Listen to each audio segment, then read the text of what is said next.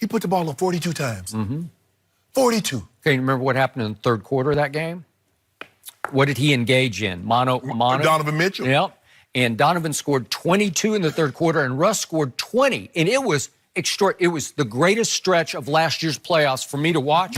I was just mesmerized.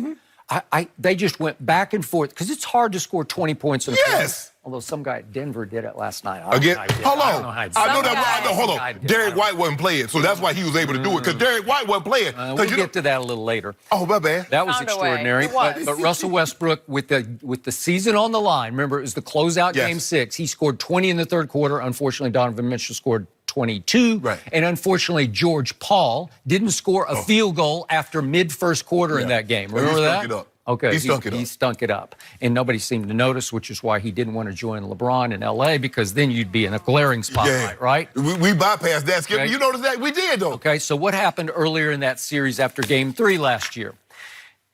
Game 3 was at Utah, and one Ricky Rubio went for a triple-double in that game. Do you remember this? Yes, I do. 26, 11, and 10. Russ was asked after the game, sort of, how did that happen? And he said, I'm going to shut that down. Yes. Okay? And he came out the next game just possessed. I'm going to shut that down. And I guess he did, but unfortunately he went completely over the edge. 4 fouls early. And then he got into it with Gobert in the fourth quarter and ended up getting a $10,000 fine. And it was just horrendous because he was trying too hard. Right. He went crazy hard, like, I'm going to show you. Right. But you have to keep it in the confines of, I'm going to show you by winning the basketball game, right? What do they always say, Skip? Take the emotion out of the game. Well, that's all he does is play with emotion. Well, this is going to get you beat. Boy, it's going to get you beat because he gets to go, okay, now all of a sudden, it's not Utah against OKC. It's Ricky Rubio against Russell Westbrook. It's Donovan Mitchell against Russell Westbrook. It's Dame Lillard. No. Dame is playing team ball because he's like, oh, CJ, get some of this here. Because what's happening, CJ and Dame, they're outplaying Paul George and Russ. It's as simple as that, Skip. All the other are auxiliary parts. Well, now remember, Enes Kanter outplayed his former, he was the backup, game 1. And he outplayed. In game 1. He got in foul trouble last night, so he wasn't as effective as he was in game 1. But Dame Lillard and CJ, why we keep on talking about him shooting, he better do something with Dame on the defensive end.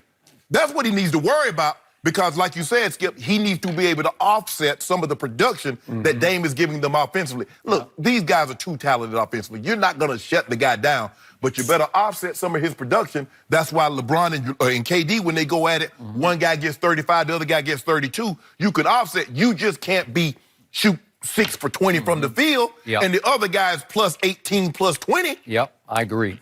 So why did Kevin Durant leave Oklahoma City? Because of all this. Because management decided and made it very clear to Kevin he was the 1A in Oklahoma City. Number 1, the alpha, the go-to guy in the clutch. They wanted the ball in Russ's hands, and Kevin just couldn't get over it. He couldn't get through it, and I don't blame him because I was a bigger fan at that point of KD's than Russ's. Do you believe had Russ played the way he's playing with Paul George now, if he had played that way with KD, KD would still be in OKC?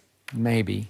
Russ is just so hard-headed. And again, I'm conflicted. I'm torn about it because I love how hard he plays, but it's so hard-headed. Right. Because when push comes to shove, it's like, give me the ball and get out of my damn way. Because I'm going to take this ball to the basket. Right. And sometimes he tries to shoot it through the basket. Right. Like he goes Westbrook because he shoots it harder and harder, just trying to will the ball in the hole. And he doesn't have great feel and touch for the shot. And so Kevin just said, well, how can you remember, Sam Presti picked Russell Westbrook. And I'm usually really good pre-draft on these guys. I didn't see Russell Westbrook at UCLA. I watched him, and they would get to the Final Four. And I was like, Kevin Love. He never jumped off my screen. He did not. And to Sam Presti's credit, that was his prized pick of all his whole career was I picked Russell Westbrook. So he wanted to feature Russell Westbrook, and so he gave him preferred status over Kevin Durant. And it cost him, it cost the whole franchise because I think they never really got over the fact that they got blindsided by Kevin. I think they never really believed he would just walk. Well, Skip, he walked out and they got nothing. They got nothing. I mean, if they had an opportunity opportunity if he had told them, I'm not re-signing this summer. Yep. Now you trade Kevin Durant, you're going to get a king's ransom. But because he walked and you got nothing, this is not like football. If somebody leaves, you get compensatory picks. Or maybe baseball or hockey where you get some supplementary picks in the upcoming draft. In basketball, if a guy walks, you get jacked. He walked, they got jacked. But what this is showing me, the way Russ is playing, is that, look, these regular season numbers, and he's getting he gets numbers now. That's what he is. He's a regular season stat guy. It doesn't go to winning playoff basketball. I didn't see enough signs of life in these 2 games that made me say that Oklahoma City will climb back in this series. But they played okay in game 1, Skip. It was okay. It was just okay. But this was a whitewash. Shooting so poorly, they still hung in the game in game 1. And remember, Portland, I like Portland a lot more this year than I liked them last year, but they're a little flawed at the core too. And obviously they lost Nurkic, so it's now Cantor or bust for them. But man, I just don't know. I'm sure Russ is going to come out firing in game 3. Skip, I'm watching the first half and I'm looking at this game and I'm thinking OKC should be up 10 points. They're tied because Russ goes 3 of 13 in the first half. Yep. He's also been very high over his last 13 playoff games. He averages 6 turnovers because he's going to try things he shouldn't try. Yeah. Why is that? Because he fell in love with the 10 assist stat, right? The triple-double stat. So to get the 10, you're going to have to play a little outside your comfort zone. Yes, you know, sometimes, Skip, he goes to the ball hard and he tries to lead it off for Steven Adams. And the guy, that you know, they're the hands and they get the ball. But Dame did a great job on him. Dame forced him into some turnovers, blocked a couple of his shots, and he got frustrated with that, and he's trying to, you know, and Dame was like, hey, Dame was pulling up from the logo. He's capable. Yeah, he shot one from Beaverton. Right in Russ's face. I don't think you've been to Beaverton. I've been. Yeah? No, I hadn't. No? No. I didn't think He's got 9 threes in the series. OKC got 10. But they're taking 61. Skip, I don't know. Can we get the memo to OKC? They're not a good three-point shooting team. Can somebody pass that along? I hate to break news early this morning because it's, you know, it's almost 7 o'clock West Coast time. OKC, you're not a good three-point shooter. You are a below average three-point shooting team.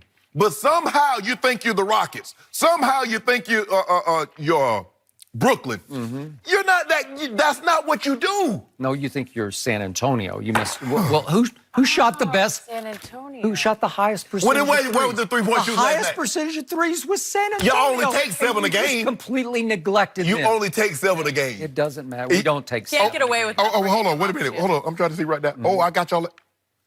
5 of 18. Is that good? I mean, 20. Y'all shot 20. Small sample size. Y'all shot 28%. Who's ahead in the series? Who's ahead? What you mean ahead? It's tied. Where are the next 2 games? It doesn't matter. So you've already given yourself. Oh, yeah. That means we got okay. the edge. Oh, so that means I'm going to get some due. Well, what is the object in the NBA is to win one of the 2 games on the road. Right. Did they do that? You did yes, that. You did that. That is a big deal. Here we go. You're right. Well, this is not good. But like I said, but here's the thing. If let's just say his career, Russ says, I'm done. When we look back at Russ's legacy is going to be a lot like his regular season. Here's a guy that was ultra productive, but he took a lot of bad shots. He was a high volume shooter, and he turned the ball over. A lot. That's what his regular season. He was always first or second in usage rate. So Yes. the ball was always in his hands. Yes. Because this year he finished second to James Harden in usage rate. Correct. So he's got the ball, and he's going to turn it over, and he's going to miss a whole bunch of shots. And Okay. but they're going to say, well, he plays hard, and he got the triple-double. Okay. What good is that if I'm taking the L's? You know how I feel. You got to back it up in the postseason with or without KD. And obviously, he's got an opportunity now to do something. I'm gonna excuse the 3-6 matchup with Houston.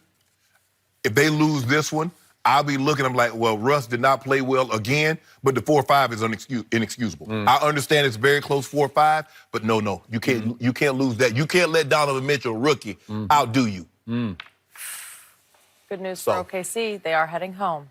Well, they better win both of these. They have to their advantage. They better win both of these ball games, Skip, because if they don't, the next time they come back to OKC, I would agree with they you. clean out the lockers. I would agree. All right, we're going to talk about LeBron because a lot of discussion about whether or not he should be picking the next Lakers coach. We'll discuss that next. Don't forget, you can check us out every day on the Fox Sports channel on Sirius XM. We'll be right back.